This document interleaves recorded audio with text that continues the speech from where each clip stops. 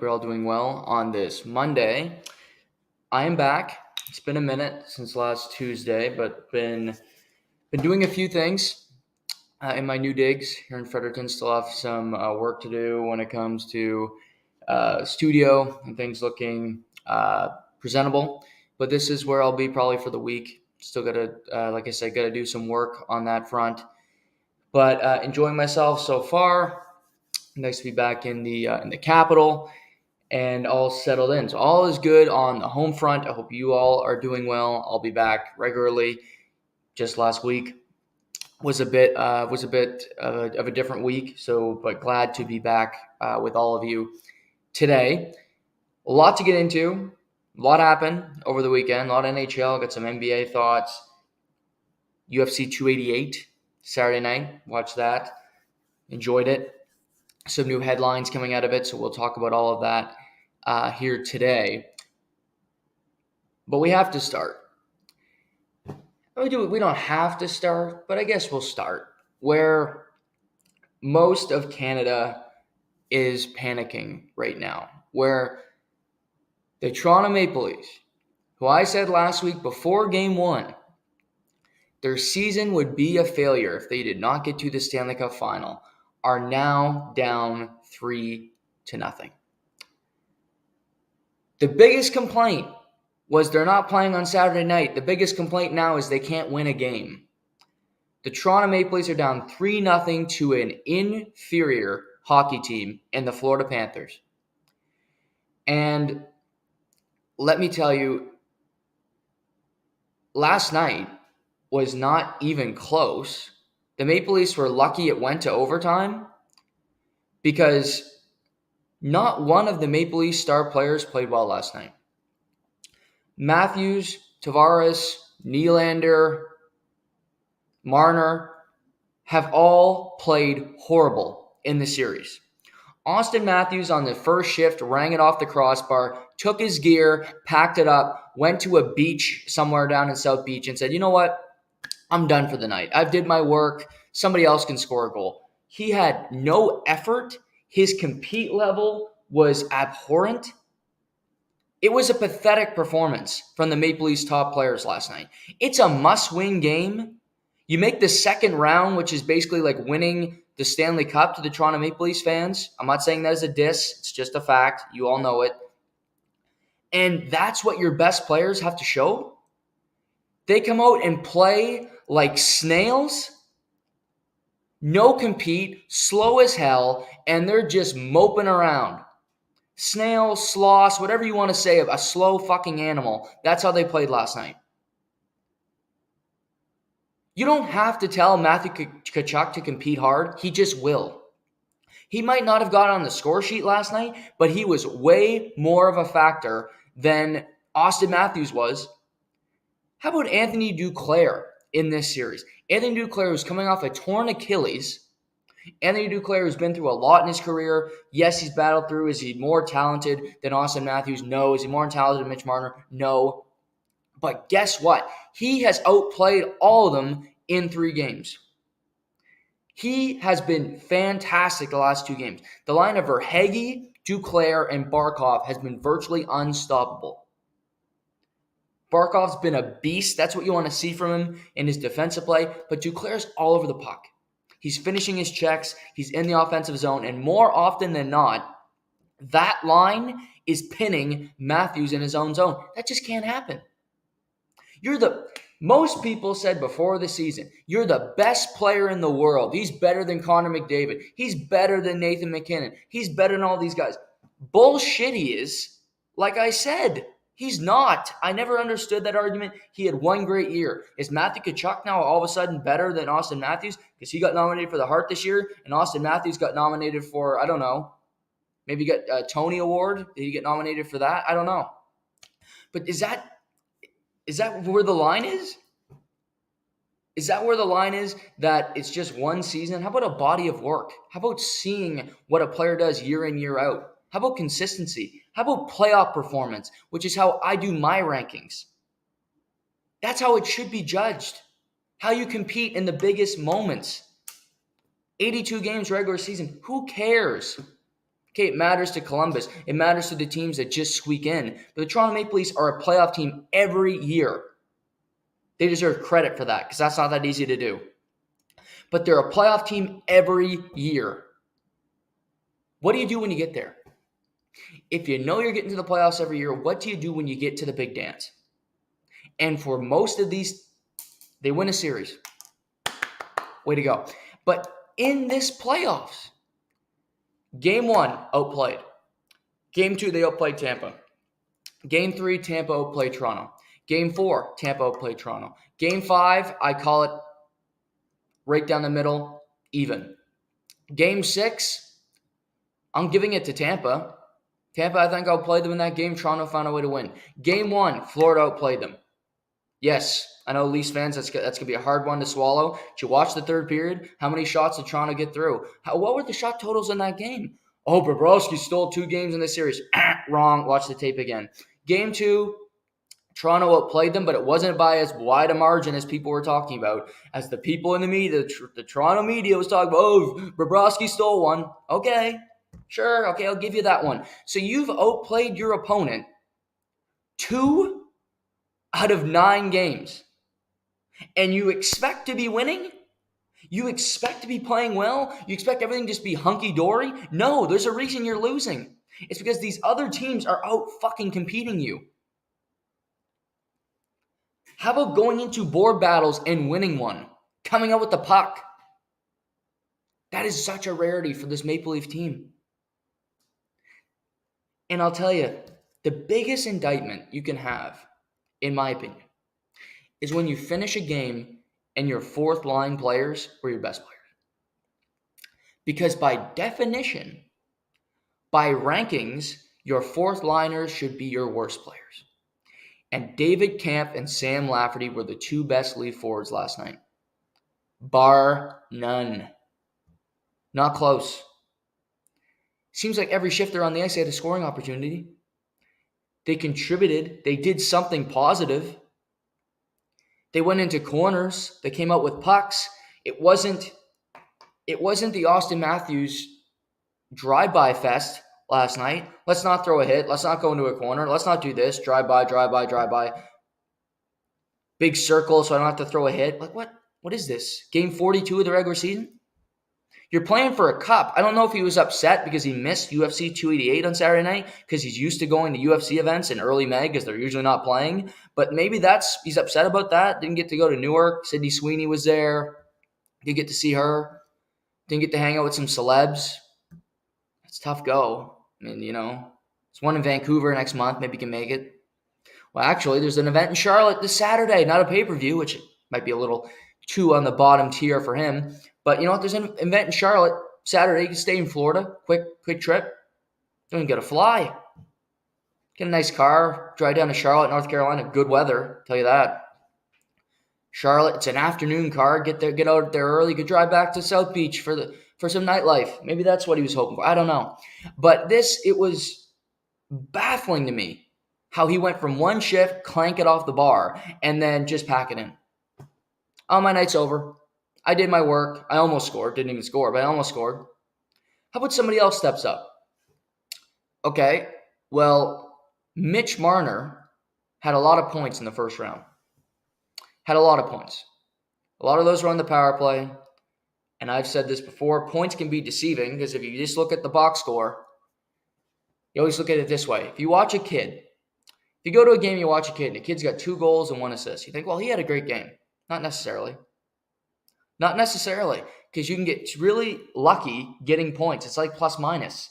Plus minus is the most meaningless stat because a guy can be on the ice, not contribute to the play, and then the parent leaves, oh, my kid was so good. My parents did this. It's wrong. It's the incorrect way of looking at valuing and evaluating performance. But Mitch Marner got a lot of points. I don't think he's played well all playoff long. He has been worse than Matthews throughout the playoffs, in my opinion. And he's been worse in this series, and Matthews hasn't been good. Marner is forcing passes when it's not there. I don't see the opening. I don't see the creativity. I don't see where he's going with the play. He's He's not back checking. He's not aggressive on the puck. He seems timid and afraid a little bit. Yep, you said it. Not wanting to go in the corner. Florida's got some big boys. Florida's D, they're slow as cold molasses. But guess what? They're brutes. Do you want to go in the corner with Gudis? You want to go in there with Ekblad, who's a big man? Sam Bennett, we know how Leaf Nation feels about him. Suspend him for a decade. But, I mean, come on. In the playoffs, you have to want it. You have to be willing to put the effort in to get it.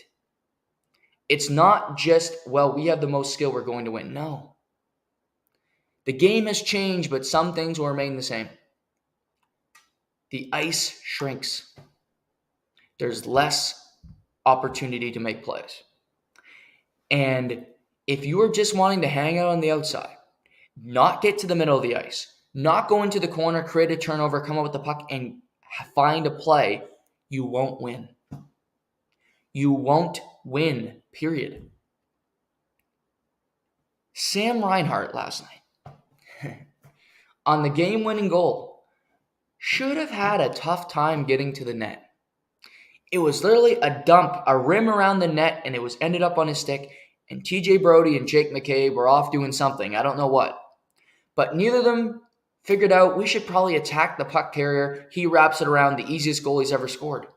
A nice goal, but pretty damn easy because there was zero resistance. Zero.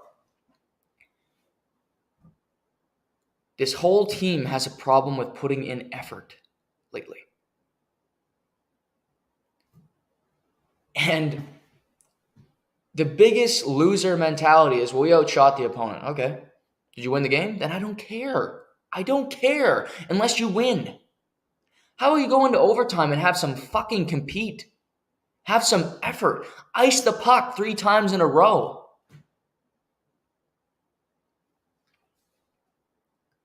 Excuses. I don't care about them. You have, most people would say that the Maple Leafs have the 2 best players in this series. Matthew Tkachuk and Mitch Marner.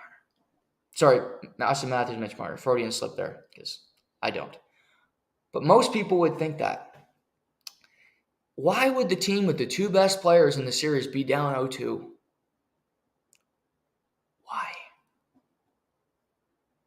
Edmonton Oilers lost game 1. They came back and won game 2 and they stomped Vegas. Why? Because their 2 best players refused to lose. McDavid, Draisaitl refused to lose. Period. Matthews and Marner accepted it. They accepted defeat. We'll put in the effort that we feel is acceptable, and after that, hey, let's hope for the best. Let's hope something breaks our way for once. Okay.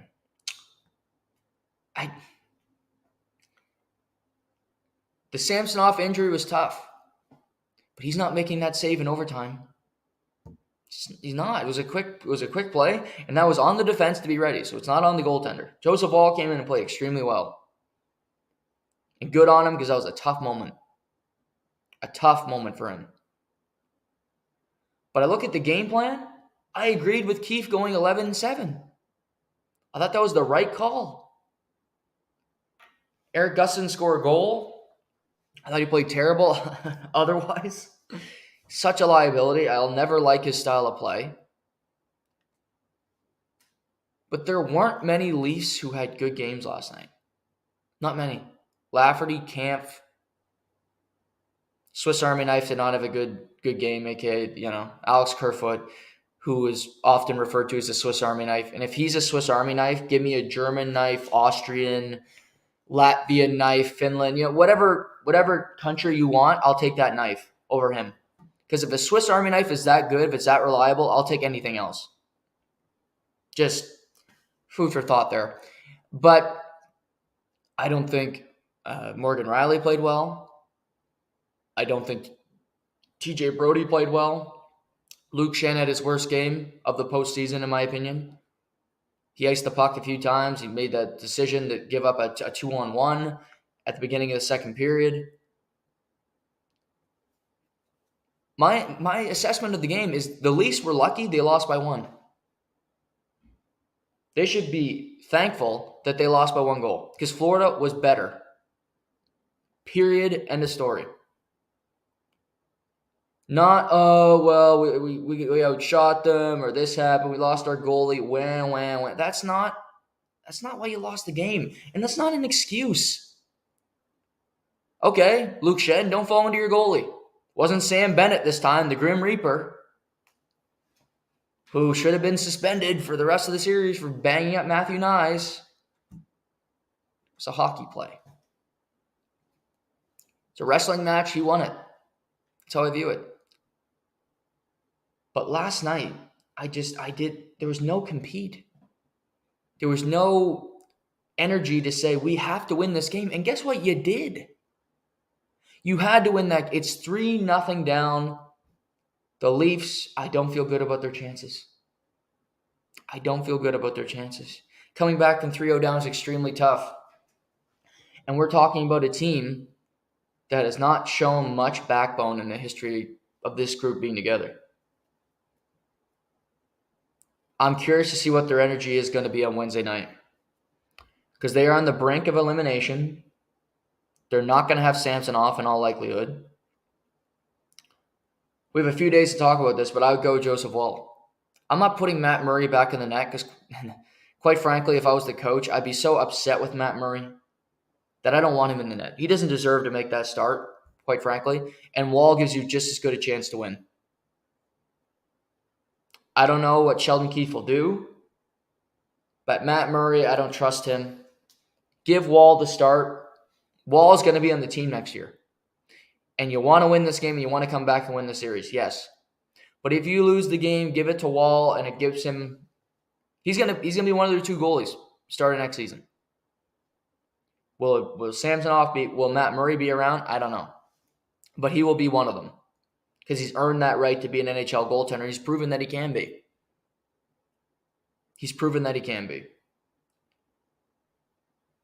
For Keefe, he's not going to have Samsonov.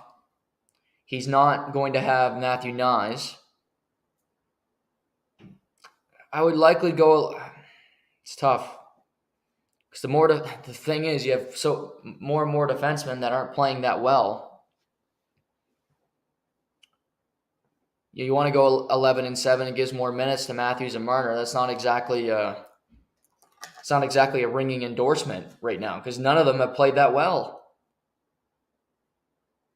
And you want to get them on the ice. You want to get them in more scoring opportunities.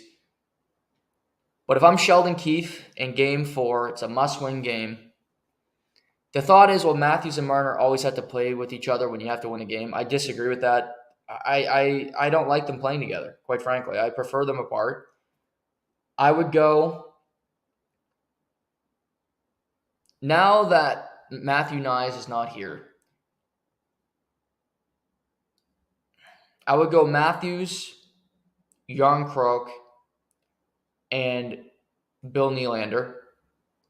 And I would go Tavares, O'Reilly, and Marner. It goes against, I love the 3 centerman options, but when you go 11-7, you're not going to have 3 perfect lines all the time. It's going to be a mismatch. You're going to have people. So that's what I would do. Those would be my top 2 lines. And see if you can create something. Because John Tavares only played 16 minutes last night. 16 forgettable minutes. Marner played 21. Matthews only played 20. He didn't play them big minutes last night because they were no good. That's why. They shouldn't have played any more than that. And if I look at this now, David Kampf played 15. Lafferty only played 11. They should have played more. They should have played more because at least they created scoring opportunities. Sometimes you have to read a game and see who's going and who's not.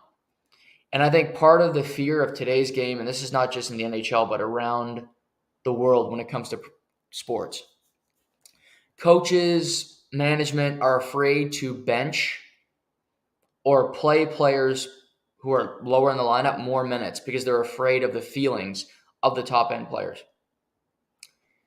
It's a tough balancing act. We're seeing it in the NBA, DeAndre Ayton with the Phoenix Suns. He's their center. He's not closing out games because his effort sucks most nights, and you want him to be great, but he never is. I wouldn't be afraid to put other guys out. You're in the fucking playoffs. You're in the playoffs. You're trying to win. If you lose Wednesday, it's over. And if you're that worried that, we got to play Matthews these minutes because we think he might leave this summer, then you're already losing that game. He's already in LA. If that's your biggest concern. I did not expect to see that kind of effort last night. I expected the Leafs to win. I truly did. I expected them to win last night, just like I expected them to win in Game 2. You have to credit Florida. Bobrovsky's been really good in the series. Didn't have to be great last night, but he was good enough to win. Sasha Barkov's woke up, didn't have a great first round. Has played 3 really solid games. Kachuk's been around it. The Florida defense has held up for the most part. Gudas gets an assist on the game-tying goal, which he doesn't get many points, but he gets one there. Verhaeghe's been good. Their best players have been better than Toronto's, point blank. Point blank. Top 2 lines of Florida have outplayed the top 2 lines of Toronto. One thing I think Toronto has an advantage is they have an extra day. They have an extra day to game plan. They have an extra day to really get their thoughts together. Because if I'm Florida, I want to play tomorrow night. I don't want to wait till Wednesday. I want to play tomorrow night, and I want to stomp on their throat. I want to get Toronto when they're so dejected, when they're still thinking about the loss, and I want to move on, get to the conference final, and prepare. And start to rest and watch Carolina and New Jersey and see what happens there. But it's Wednesday. It's Wednesday night, Game 4. I think that's an advantage for Toronto because the team with the better feeling wants it right away.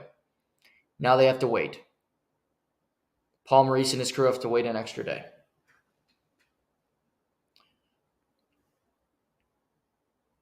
We'll talk more about the game throughout the week.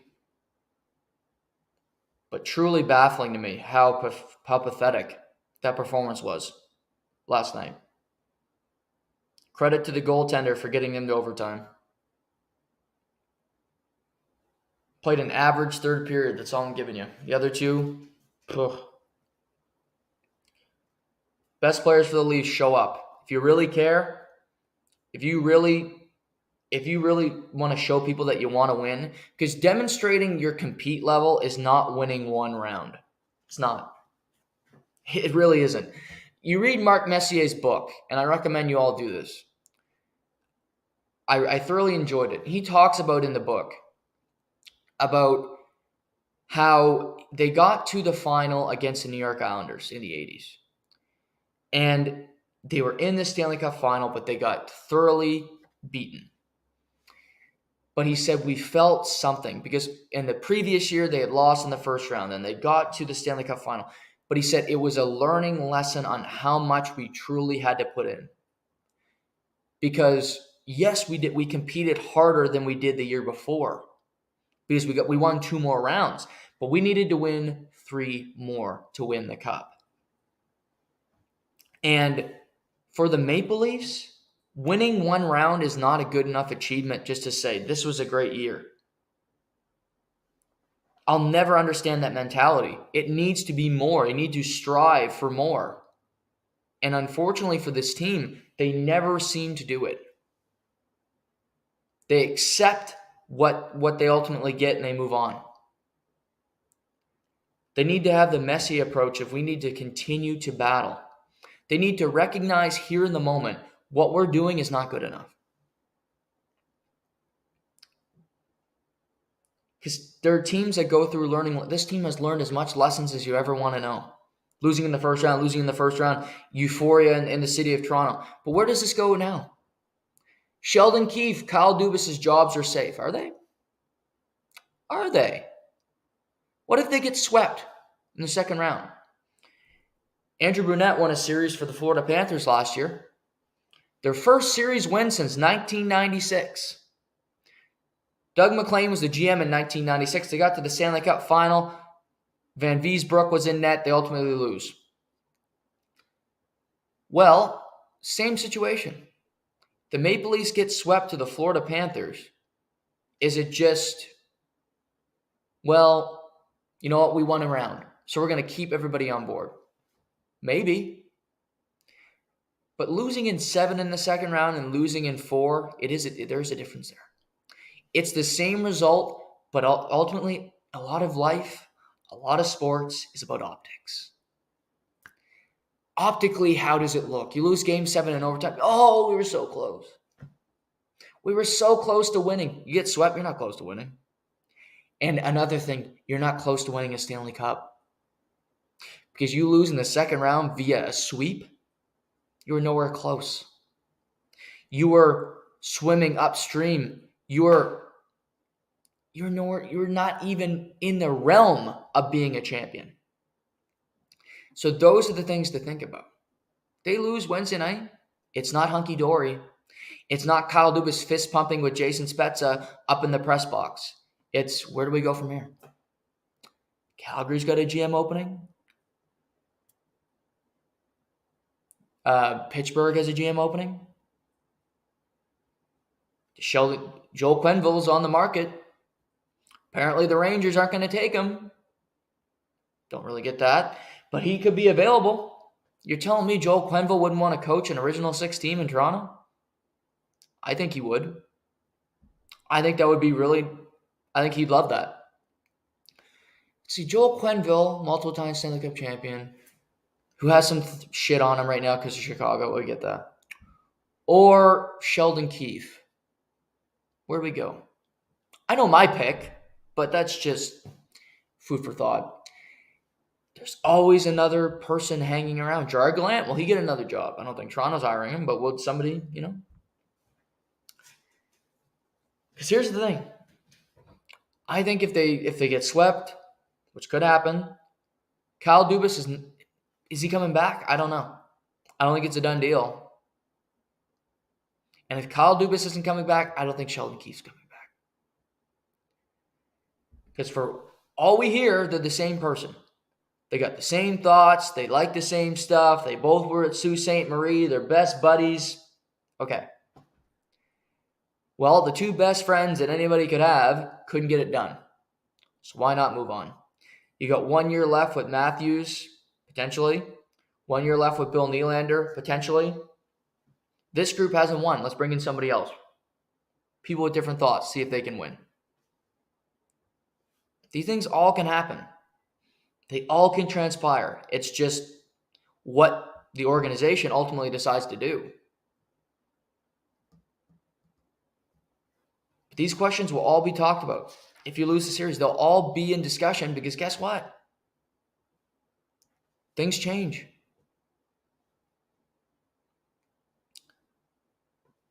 Before we get to other series, the Rangers and again, I've talked about this before. Gerard Gallant and the New York Rangers mutually agreed to part ways. Oh my God. Come on. Can we just say he was fired? Please? Can we just say he was fired? It's so benign and it's, oh no, we didn't really fire him. But yes, you did. You fired him. That's it. You fired him. He's gone. Okay? Sound fair? Mutually agreed to part ways. Okay. Yeah. Okay. Enough. The Rangers now have a head coaching vacancy. Chris Drury, who you could argue is the biggest failure. He's the Rangers GM. The biggest failure for the season because of some of these trades that he made, making the team not very tough, making the team with less compete level, and they ultimately lose to the New Jersey Devils. He gets to fire his bullet. He gets to fire a head coach, and his seat isn't so hot anymore. It was reported on the weekend by Larry Brooks of the New York Post, aka Brooksy, if you remember John Tortorella. He reported that the Rangers will not be pursuing Joel Quenneville. Now, that could ultimately be false because reporters are wrong. But I said this about Toronto with the Rangers. Original six. Maybe Gary Bettman doesn't want Joel Quenneville back in the game. That could be true. Maybe he just doesn't want him around. Because the Rangers, the last two coaches, they had David Quinn, who was a college coach with no experience, and they went to Gerard Gallant, who had tons of experience as an NHL head coach. What do you do now? This team still believes they can win a Stanley Cup. Patrick Kane will be gone. Tarasenko will be gone. Mikkola will be gone. Do they bring back Alexis Lafreniere? Unlikely, in my opinion. Kadri Miller needs to be re-signed. I would re-sign him, absolutely. He's a stud. But you need to rebuild parts of your team. But I love Chris Kreider. I love Mika Zibanejad. I hate Artemi Panarin. That's been well documented. But you have pieces to this team that you think can win. One thing I would do, and this sounds like something from me because I just dislike the player. I would ask Artemi Panarin about his no trade. He makes $11 million. Yes, Artemi Panarin makes $11 million somehow. Where would he be willing to go? And it's unlikely you can get that trade to work because I think he'll only go to Florida, which Florida can't afford him. Tampa can't afford him. He plays in New York. I don't really think there's many other places he'd be willing to accept a trade. But I would ask because if you can get that number off the books, that would be awesome. If you can take a sucker team that would take him. If you think there's Joel Quenneville, who would be interesting for the Rangers. They let go of Gerard Gallant. Lindy Ruff is not signed after this season in New Jersey. He's still coaching, but he doesn't have a contract for next year. Andrew Brunette is on the Devils bench. I think he's going to get another head coaching job. I'm not sure if New Jersey wants him and they'll let Lindy Ruff go, but I think Andrew Brunette will be a head coach again in the NHL. Where that is, I don't know, but I think he will be. There's always retreads. There's always guys that find their way back. I don't think Daryl Sutter's coaching again. He's got $8 million that a team would have to pay him. That's not happening. There's Bob Motzko. He was the head coach, University of Minnesota. He's had a lot of success there. They've had some good runs. Sure, there's some assistant coaches. A guy I keep my eye on is Steve Ott, former NHLer, St. Louis Blues. He's an assistant coach on the Blues bench with Craig Berube. I think he's a good coach. I think he's been doing it a long time. He'd be a guy to keep your eye on.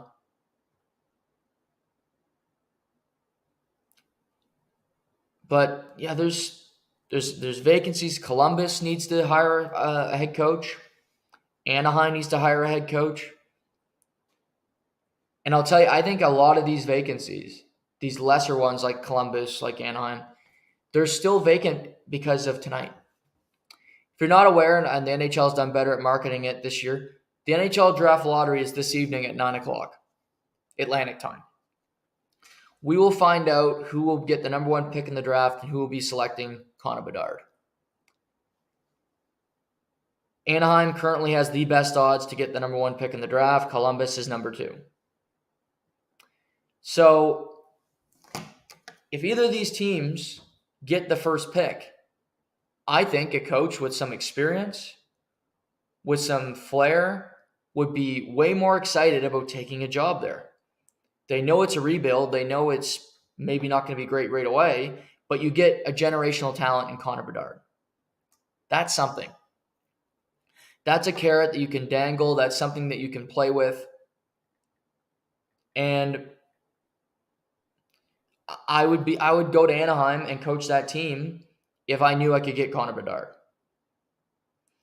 Because as we stand here, Ducks have a 25%, Columbus 13, Chicago 11.5, San Jose 9.5, Montreal 8.5, Columbus 7.5, Arizona 7.5, Philly 6.5, Washington. It goes down from there. So if you're one of these lesser teams, I would consider taking the gig. I would look at it.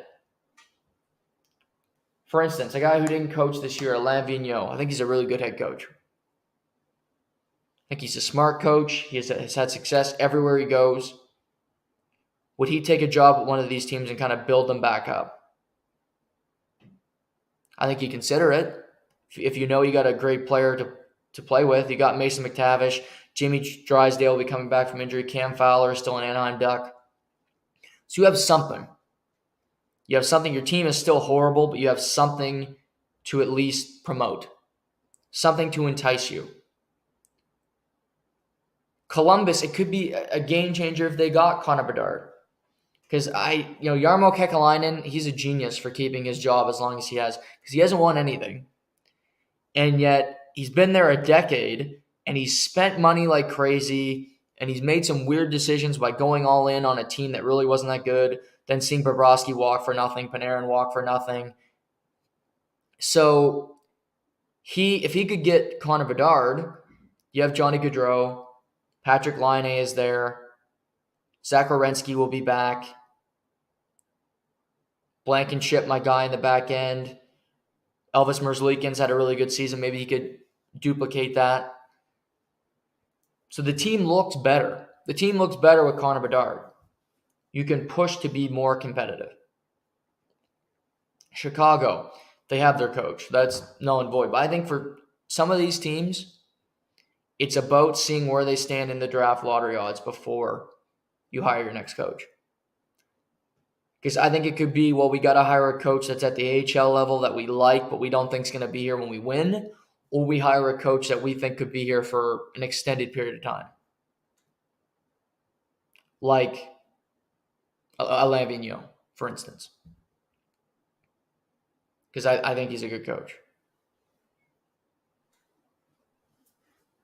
Really, the most interesting hire for me is Calgary. Who do they hire? I have no idea. They go from Daryl Sutter. They need somebody complete opposite. Brunette would work there, but he was with Huberdeau and they didn't win. So that obviously likely would sour the situation. But I mean, just doing what Huberdeau wants is a losing mentality too, because I think he's a loser. He's a losing player. I'm not saying he's a loser person.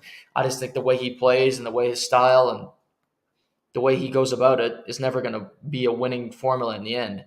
But yeah, there's some interesting decisions to be made here across the league when it comes to head coaching jobs, GM jobs. There's a man who works for Sportsnet right now I think is very good on television, Mike Futa. He worked in LA. He won Stanley Cups there. Does he get a GM job? Does he go to Calgary? He used to work with Daryl, so maybe they don't want to bring him in. But could he get a GM job there? Who's taking the Pittsburgh job? Who? Somebody that gets a 5 to 6 year contract, that's for sure, because that job is not going to be that fun. A GM with maybe less experience. Because I think a GM that wants to win is not going to Pittsburgh, because it's not going to happen. You got a better chance of winning in Calgary than you do in Pittsburgh, certainly. Toronto's GM could be vacant. Lots of things that potentially could be on the horizon here. We'll wait and see. Let's go to Edmonton. I mentioned Vegas defeated Edmonton in Game 1. It was a really lackluster effort by the Oilers, in particular on their back end. Desharnais, their big defenseman in Game 1, was really atrocious, made some really horrible decisions with the puck. They ran into some injuries a little bit. But, Vegas took it to them. Vegas' depth really showed up. Chandler Stevenson, Mark Stone, Jack Eichel made some important plays. So Edmonton had they had to come up with a response in Game 2, and boy, did they. Edmonton wins 5-1 Saturday night. And it was a near flawless performance from me because the game was over after the first period. It was 5-0 after the second period for the Edmonton Oilers. You had their power play went 3 for 5 on the night. McDavid scored a shorthanded goal. And I mean, just Leon Draisaitl has been incredible in these playoffs. He is on another planet when it comes to he's doing on a nightly basis. He's got 13 goals thus far in 8 games. It's crazy. He's the ultimate power forward. He's so strong, so tough to move off the puck. And on the power play, he is lethal. Because you cheat to McDavid and Draisaitl can put it in the back of the net quicker than you blink an eye. In my lifetime, I don't know if I've seen a better performer in the playoffs so far in this early of a stretch. He's scoring 3 goals a night. He scored 4 goals in game 1. McDavid only has 5 goals. Draisaitl has 8 more. It's crazy. And Saturday night, the game was over. They came at Vegas early. They had no real answer. But what Vegas did is they tried to mix it up a little bit. And Evander Kane got involved for the Oilers. He ended up with a bunch of penalty minutes. It was a physical affair. And I don't blame Vegas for approaching it this way, but I like what Edmonton did. Nick Bjugstad, who's not exactly a fighter, fought.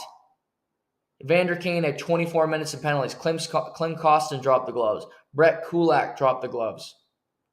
And they did what they had to do. Will Carrier mixed it up. Nick Hague. Kolasar was a big brute. White Cloud, Nick Roy.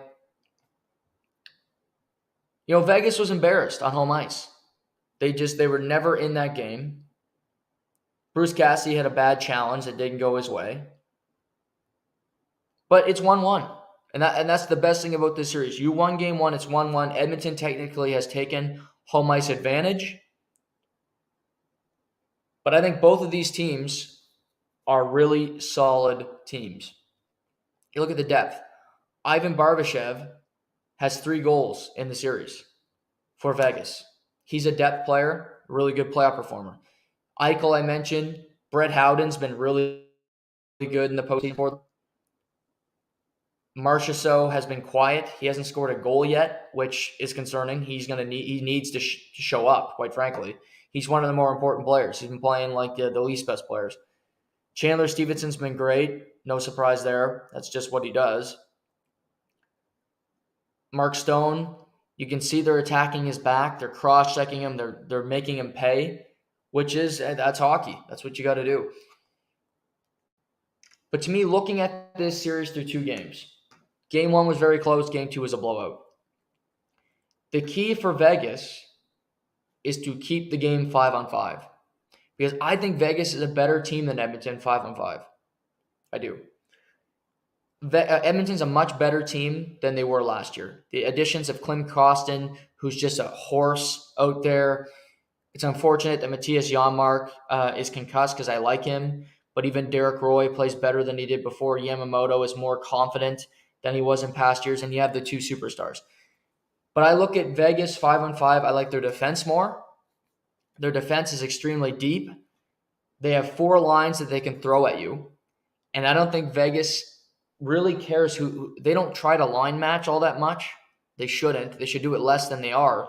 Because I think you're playing against McDavid. Any center is going to be at a disadvantage. You are. And I think for Vegas, you have to make a decision. Do you want Chandler Stevenson, who is their best defensive center, but he's also been one of the most important offensive players? Do you want him to go against McDavid and do his best to shadow him and shut him down to an extent? Or do you want him to be an offensive player, put him on the ice against Edmonton's third line, and produce? That's the decision they have to make. Because if it's Stevenson that's going to be the shutdown guy and his offense is going to lag because of his assignment, Marchessault has to show up. Jonathan Marchessault, who has been a great playoff performer in the past, who is a very good NHL player, has to produce, has to score goals. Marchessault, Riley Smith, come on, guys. Come up in the big moments and make a play. Really, for them, that's where we are. They need to find it. They need to find that better performance and deliver. Because we're seeing it. In the Canes-Devils series, first 2 games, the Canes absolutely whitewash the Devils. Just put them in a blender, and they don't know what the hell's happening. Jesperi Kotkaniemi is the superstar of Game 2. They're getting goals from over the lineup. Jordan Staal scores a highlight reel goal. It was nowhere close. The Canes were the big brother. Devils were little brother, and it was quite embarrassing. But what do we see? In Game 3, Jack Hughes, the superstar, said, enough. I'm going to the corners. I'll fight for loose pucks, and I'm going to make it happen. Timo Meier was put on Jack Hughes' line with Toss and Mercer, and they were fantastic yesterday. So if Vegas wants to go with Stevenson v. McDavid, which I'm not completely against, Marchessault, Carlson, Riley Smith. That's what they were doing when they first came to Vegas. That was the line that in that opening year, in that crazy start to the Vegas Golden Knights franchise, that's what got them to the Stanley Cup final. That was their best line. That was before Mark Stone arrived. That was before Alex Pietrangelo arrived. These guys were doing it. Can they continue to do it? I would go with that line in Game 3. My defensive line, I would go with Stevenson, Howden, Barbashev is likely what I do. Then you have Eichel, and you compare him with Mark Stone and Nick Roy. That's likely what I would do with the lines. Or you can go with Barbashev on that line, who I like. But Vegas has to make that decision to me. How do we want to play? You got to be better with your sticks because you're taking a lot of tripping penalties. And yes, Edmonton's the faster team than you, but you're not slow.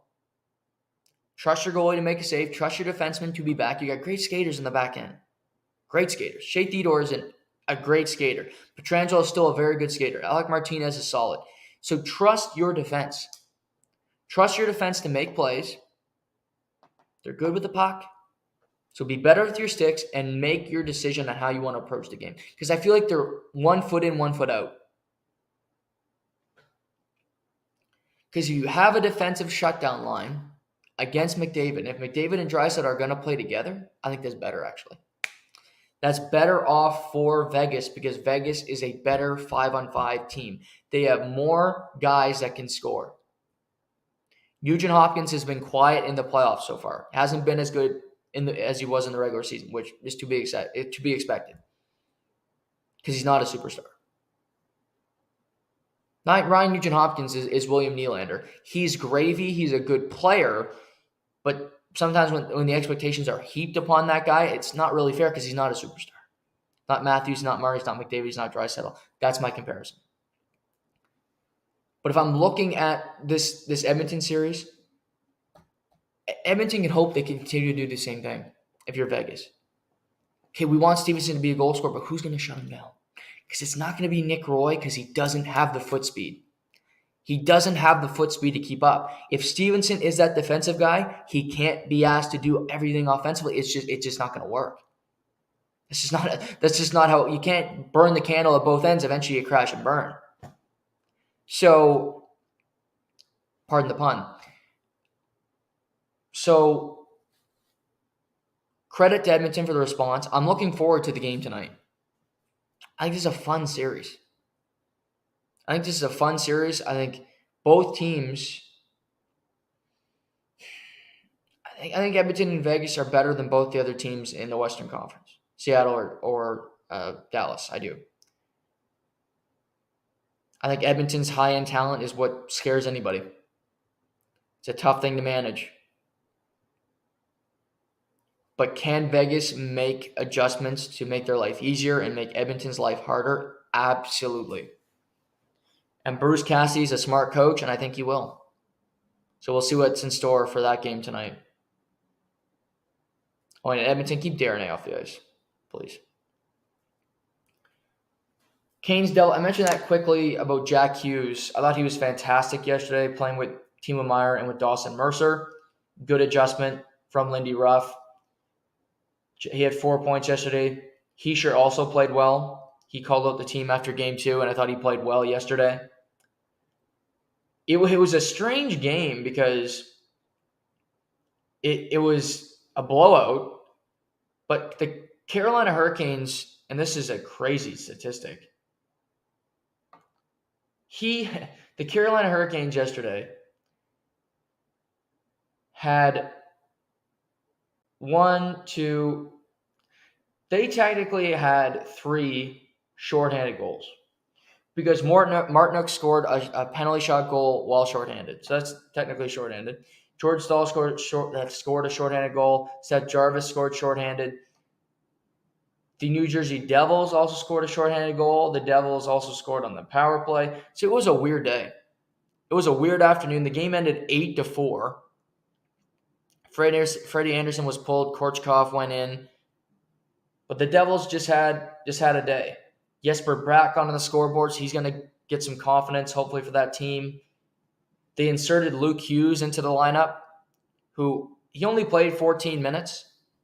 He played a really solid 14 minutes. He played really well yesterday. He added 2 assists in his playoff debut. So I don't think this series is over yet. Carolina plays the way they play. They're very structured. They're frustrating. But with all that being said, I don't love their goaltending situation. I've said that from the beginning. There are members of that defense that you can attack. And the Devils have Jesper Bratt. They have Jack Hughes. They have Luke Hughes. They have the Michael McLeod line has been fantastic with Bastian and with Miles Wood. So that line's a problem for Carolina, for Carolina to defend. I think New Jersey can make this a series. It's 2-1. They need to win. To me, it's a must-win for the Devils tomorrow because Carolina at home, Carolina's lost at home 2 times in the last 2 postseasons. 2 times.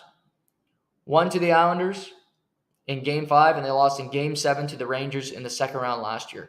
So the Devils are going to have to win 1 game on the road. They're going to need to find a road win to advance to the conference final.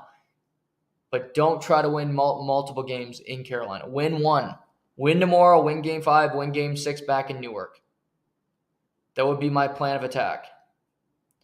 But the way they played with speed yesterday, the way they counterattacked, that's how you beat Carolina.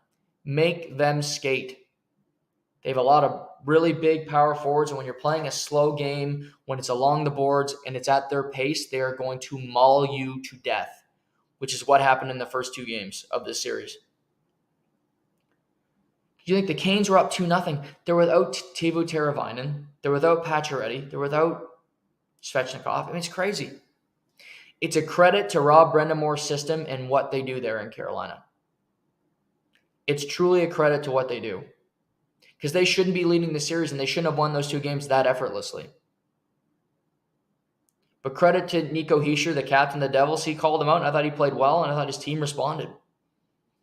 They went back to Vitek Vanacek, who hadn't made a start since Game 2 of the first round. He led in 4 goals, but he was solid. It's a weird postseason. To think you see New Jersey hanging around, Carolina, Florida leading the Maple Leafs, Seattle leading the Dallas Stars. I mean, that was an ass whooping last night by the Seattle Kraken. 7-2 beatdown. They came ready they played. Watching the first period, I said, well, they played a lot better, but Dallas withstood it. Well, Dallas did in the second period. Dallas did not in the second period. How about 5 second period goals? And what I love about Seattle, let's look at this. Eberle, Wenberg, Soucy, Beniers, Tolvanen, Yanni Gourde, Justin Schultz. 7 different goal scorers. 7 different goal scorers last night. That's what this team does. They come at you in waves, and they never stop skating. And Philip Grubauer has been fantastic throughout the playoffs. Matty Beniers had his best playoff game of his young career last night. He was quiet throughout the opening round, kind of woke up a little bit. You saw his skill, you saw his talent. But you can go Yanni Gord, you can go Sprong, who can score goals, who didn't play much last night, Wenberg, Tolvanen, Tanev, Ty Karche, who's in for Jared McCann, but he got an assist last night. That was what I loved about this team before the year, is I said they had about 15 guys that could score 15 goals. That ended up happening. And what happened was this team bought into their defensive system. It took them late in the year to figure it out, but they've started to. And Dave Haxtell has got this team playing well. He's got this team believing in themselves that they can win the series, and they can. Because to talk about the Stars in Toronto, you got to talk about the Stars in Dallas. Jason Robertson has not been good. And I love the guy. He's not been good in these playoffs. The Dallas Stars' best forward last night was Max Domi. When it comes to offensive creativity, he was their best player. But you look around, Robertson wasn't good, Pavelski wasn't good, Seguin wasn't good. It was a no-show. Ottinger allowed 5 goals and 17 shots. That's not good. Scott Wedgwood had to come in. Miro Heiskanen had to leave the game with an injury, so who knows? Apparently he's okay, and he should be good for Game 4.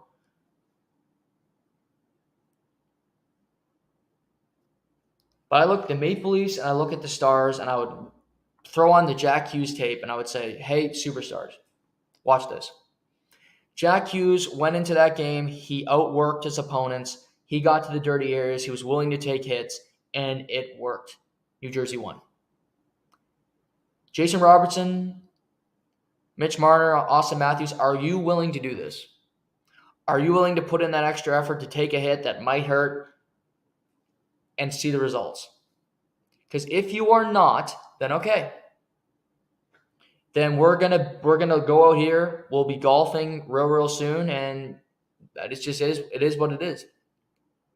Seattle doesn't have a superstar, so they just all play the same way, the same mentality. We all have to work our ass off to win, and it's working for them.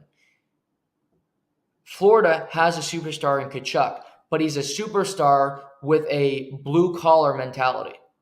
He's a superstar with a action first, with giving it your all effort first type mentality, not just all my ability.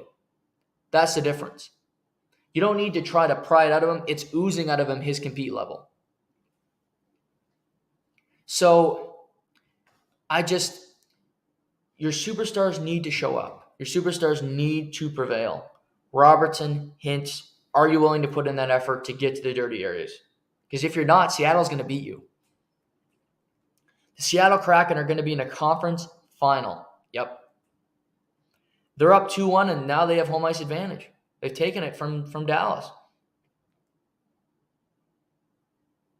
It's truly staggering to see what this team has accomplished in 1 year. And they can miss the playoffs next year, but it doesn't matter. It's about this year. And they're without Jared McCann, who was their best player in the regular season. And kudos to Adam Larson, who's been goofed on forever for that Hall trade, which wasn't a good trade, but he didn't make the trade. He came in. Was he a second overall pick? No, but what I'll tell you, he's been awesome for Seattle. He played 25 minutes last night, and he just does it well. He plays against the team's best players. He played all 82 games this year. Adam Larson is a huge reason why this team is winning. He eats chunk minutes. Game 2, he played 22. He played 27 in Game 7. This guy just plays huge minutes for Seattle, and he does it well. Effortlessly, Adam Larson, Vince Dunn deserve a ton of credit for Seattle's success this year. I think they've both been fantastic. They've both been better than I think even management could have hoped they would be.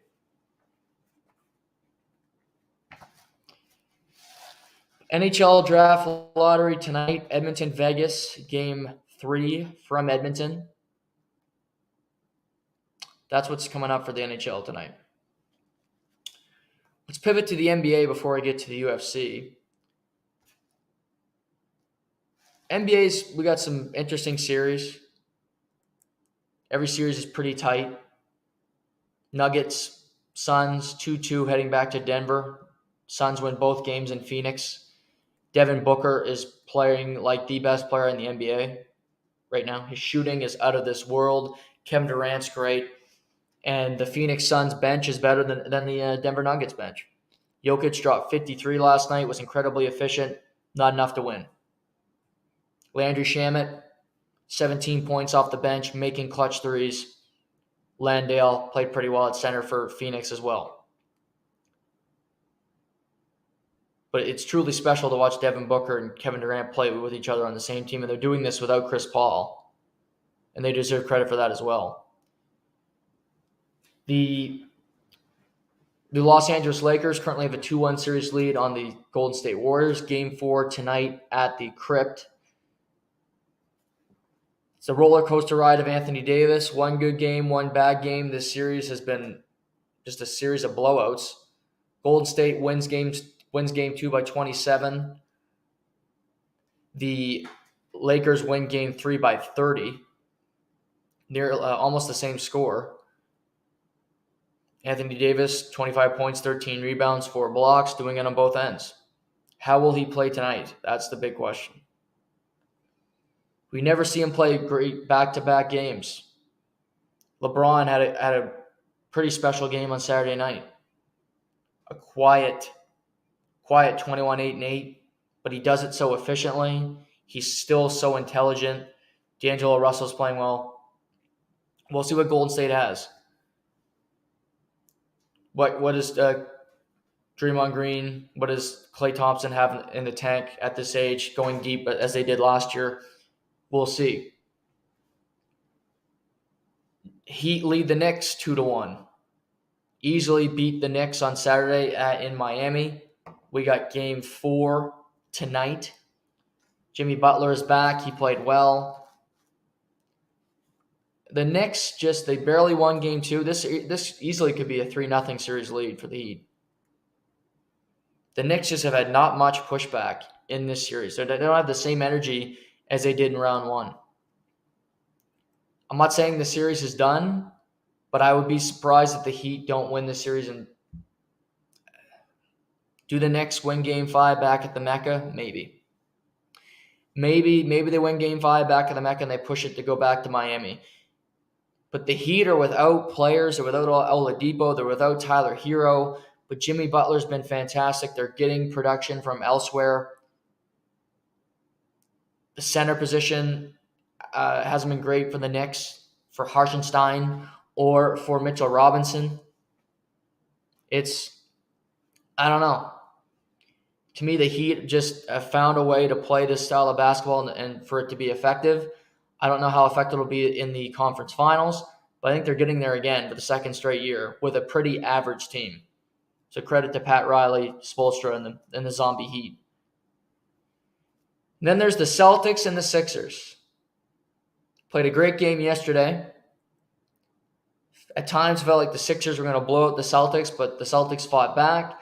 Then for a period of time, it felt like the Celtics were going to take a 3-1 stranglehold lead in the series, but to no avail either. And now we sit with the series tied 2-2.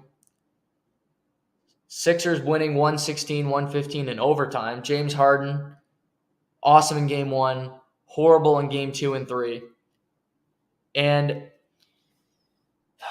I look at the game yesterday. Harden was willing to take big shots. Embiid was solid. But Tobias Harris has been nowhere close in this series. Maxi's been okay. The bench gave them 11 points. The bench for Boston came up with 25. Brogdon with 19 of them in 36 minutes. For Boston, I just have numerous questions with their decisions when it comes to players and coaching. Marcus Smart played 42 out of 48 minutes. I don't know why.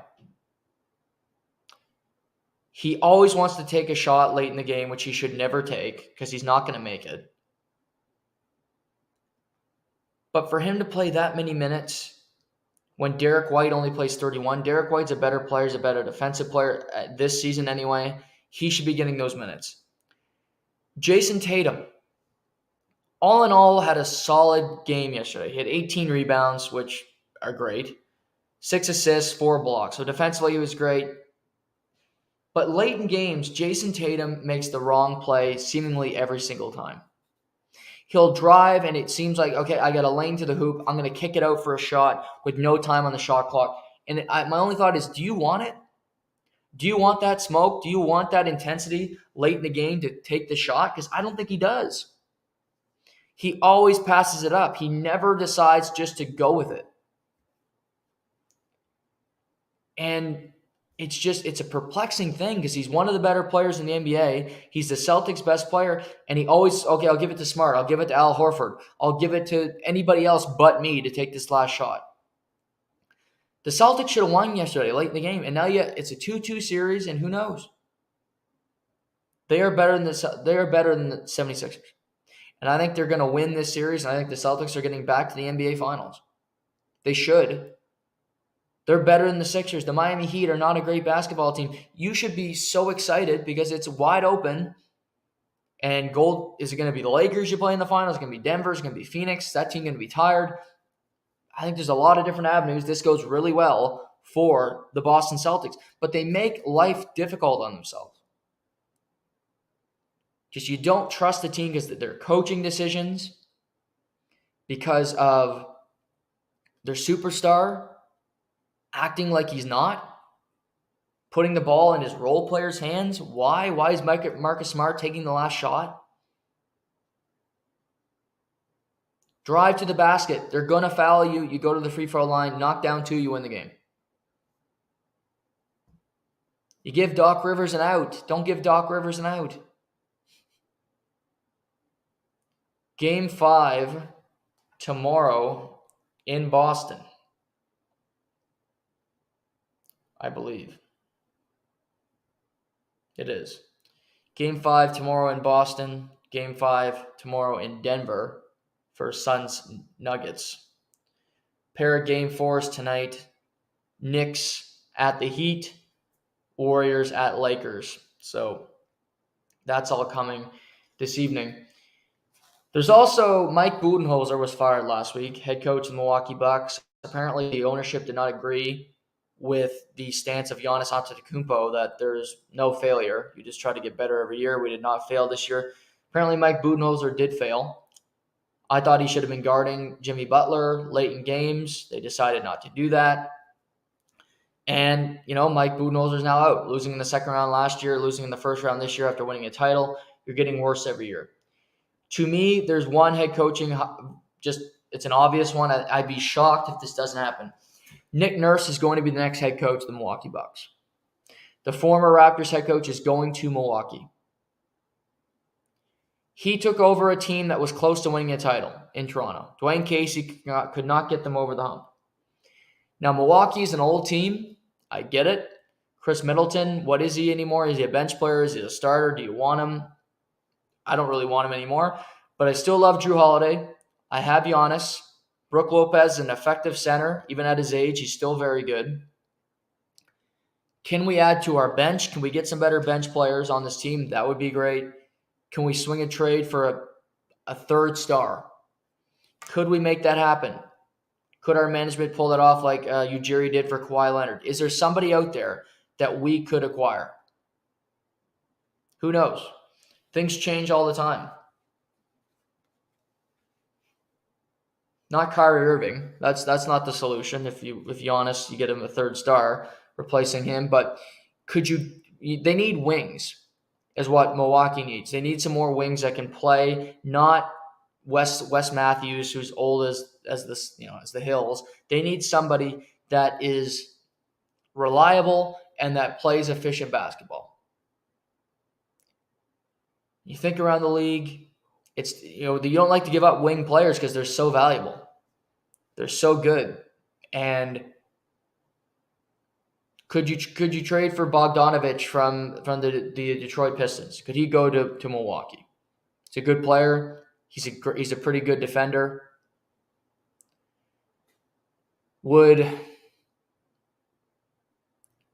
Utah's in the tank. How much do they want to tank? They had a better season than people would think. What's Lauri Markkanen? What's his status?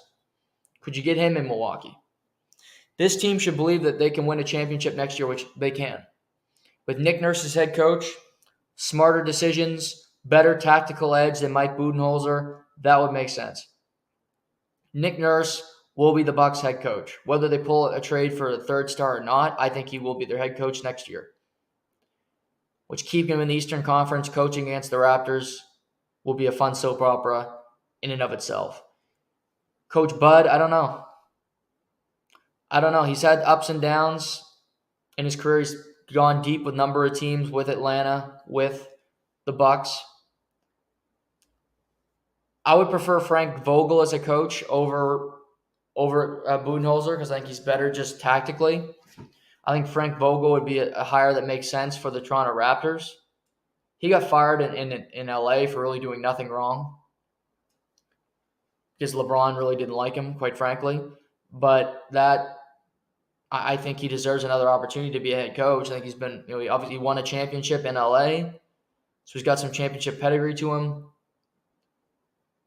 Their head coaching vacancies. If the Sixers lose in the second round, is Doc Rivers back next season?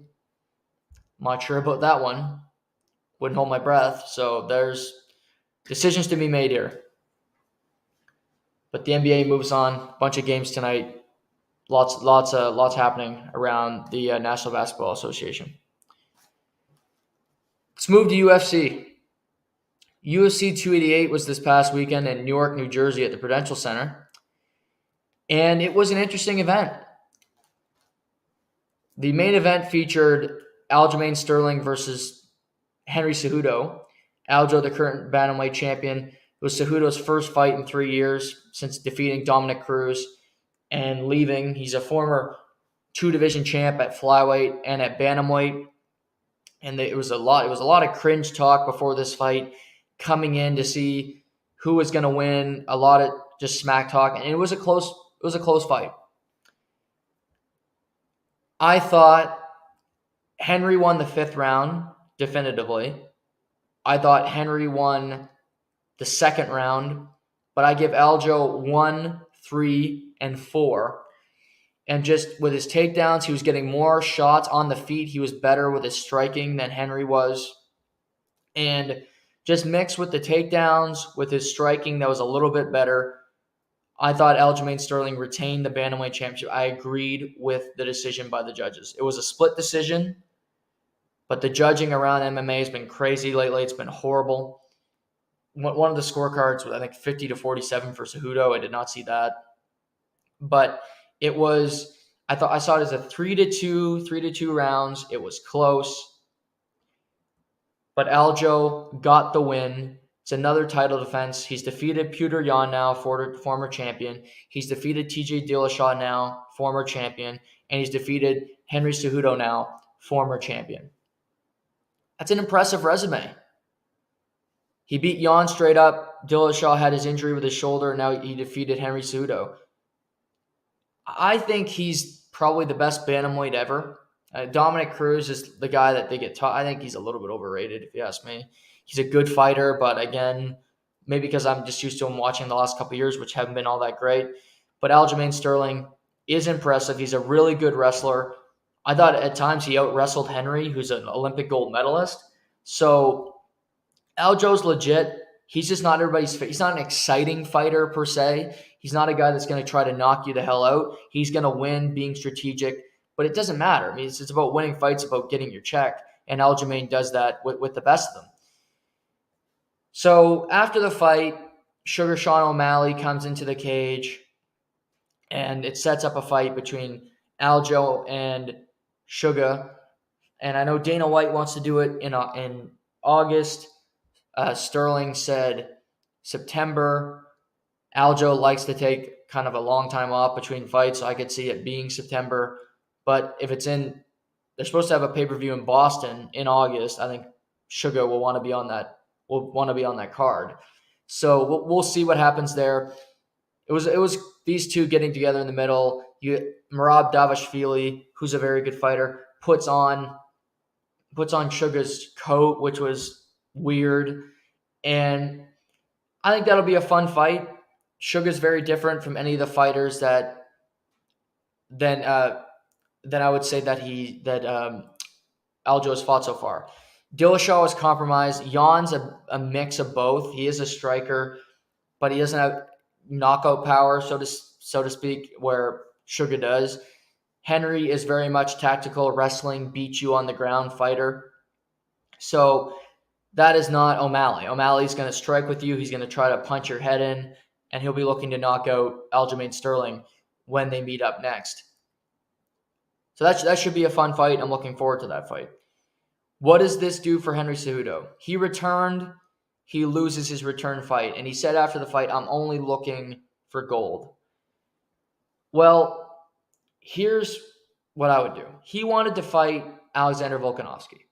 He's talked about it. He wanted to beat Aljo, then beat Sugar Sean O'Malley, then go fight Alexander Volkanovski for the featherweight belt.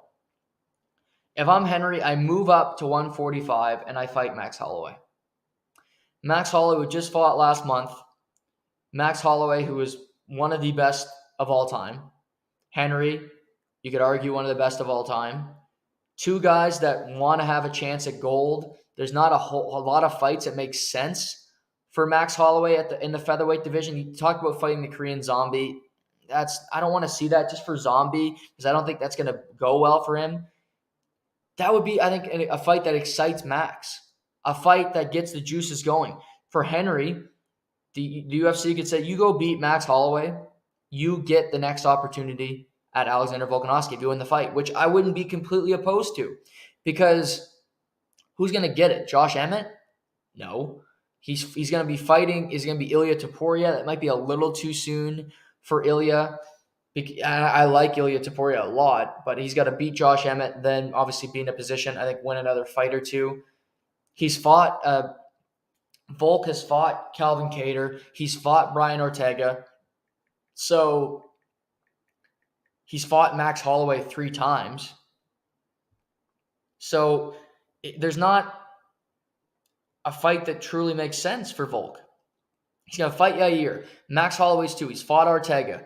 Arnold Allen is coming off a loss. I think Arnold Allen needs to get a win, needs to get back in the win column. Josh Emmett hasn't fought for the title, but he just lost to Yair if he loses to Ilya.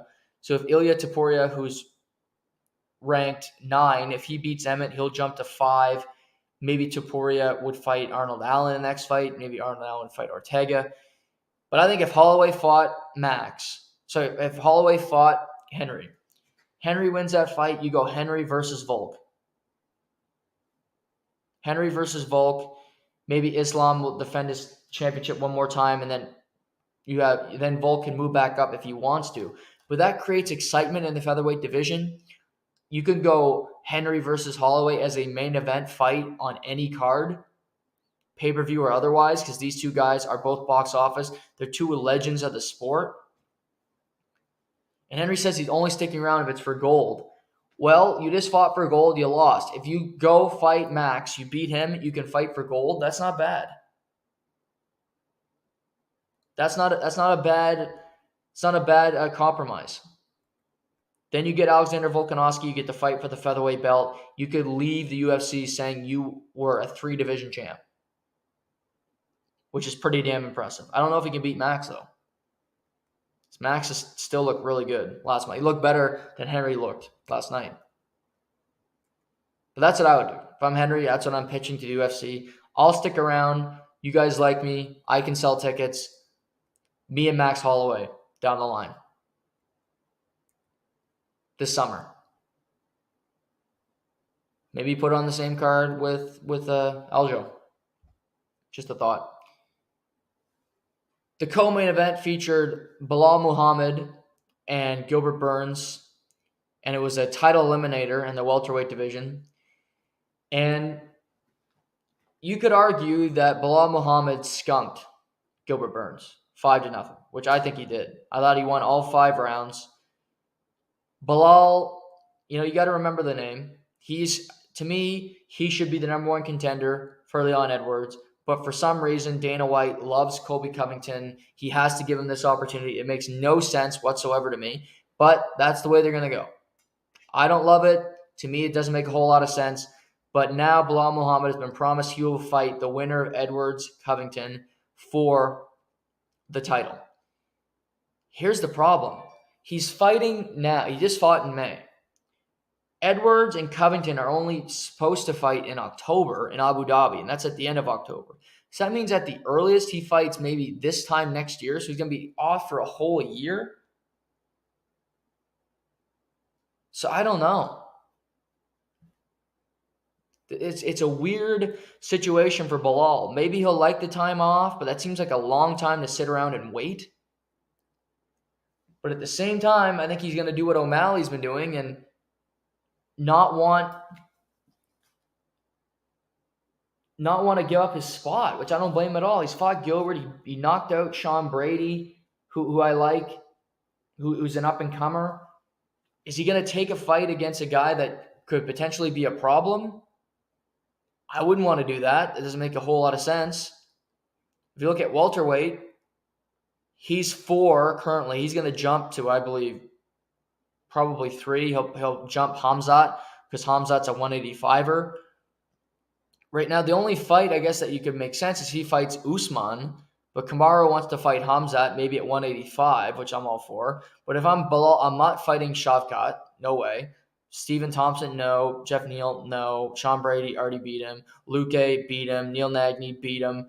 Jack Della Maddalena, no fucking way. So he needs to sit on his spot and wait, and you might have to wait a year. And that's some guys like staying around. There's guys like Alexander Volkanovski who like to fight all the time, who like to stay active. I guess it just depends on the person. I just worry about that a little bit for Belal Muhammad. But what I think he needs to work on before that fight with Edwards or Covington, but I think it'll be Edwards, is find that killer instinct. I thought he fought really well on Saturday, but he puts combinations together, great kicks to the body, but go for the kill. When you see a guy's backing up against the cage, don't back up yourself. Go in, throw 3 to 4 strikes, try to get the finish. I didn't see that. I don't think he does it enough, but that's something I think he needs to work on. Find that killer instinct and go for the finish. But impressive nonetheless. He skunks Gilbert Burns. Reportedly, Gilbert Burns might need surgery on his shoulder. Looked dejected during the fight. Tough news for him. That was his 3rd fight in 5 months for Gilbert Burns. He deserves credit for even taking the fight. Fight of the night for was Movsar Avalov versus Diogo Lopez. Movsar's never lost in the UFC. He's never lost as a professional. Diego Lopez took the fight on 5 days' notice. He nearly beat him. With a leg lock late in the 3rd round. Had an arm bar in the 1st round. He fought his ass off. I think this Lopez is going to be a really good fighter. If he fights even, Movsar was number 10 in the rankings. He gave him all that he could handle. Credit to him. He's a rising star. Movsar is another guy who is really good. He's a guy that is going to be a problem for a number of people, in my opinion, because he just, in that division, he can make some stuff happen. He's a guy that I think you just look at him and you're like, whoa, that he's number 10 in the featherweights. If you look at featherweight at the top, there's a lot of guys that have fought for the title. Movsar said he'd like to fight Zombie. I prefer that over seeing Holloway and Zombie. If Movsar could fight Calvin Kattar potentially, maybe that would make some sense. He was supposed to fight Bryce Mitchell. Bryce Mitchell had to pull out. Maybe they'll rebook that fight. I don't know, but he's very good. And he said he wants to fight soon enough. Yang Yashan knocked out Jessica Andrade. To me, it makes all the sense in the world. You go Yan versus Zhang Weili for the championship. They're both from China. You can write that story. They both like to throw. They both don't mind a knockout. I think that's a fun fight. I think that's the fight to make. Book it. Kron Gracie, you're done. Pathetic performance against Charles Jourdain. Not even close. Matt Pravola knocked out Drew Dober. Found that chin, knocked him out. Big win for Matt the Steamroller. He is a rising star in the sport. Love to see that. And before we wrap today, I was just talking about some stuff happening in the UFC with Henry Cejudo.